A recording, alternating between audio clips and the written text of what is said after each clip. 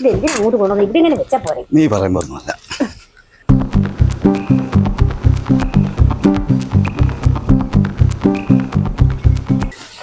ആ സിവിച്ചാ, എന്നാടാ പുതിയ വണ്ടിയൊക്കെ വാങ്ങിയോ? വണ്ടി പുതിയൊന്നല്ല ഏട്ടാ. നിനക്ക് പുതിയ വണ്ടിയൊക്കെ വാങ്ങാൻ കാശുണ്ട്. നമ്മുടെ പൈസ ചോദിച്ചാൽ മാത്രം തരാൻ നിനക്ക് പൈസയില്ല. അതെ, സത്യം പറഞ്ഞ് നിങ്ങൾ പൈസ തരാൻ വന്നാന്ന് ഞാൻ. ആ എന്റെ വിൽക്കാതെ വീടും പറമ്പൊക്കെ വിറ്റ് കിട്ടിയേട്ടാ. അതെങ്ങനെയാടാ?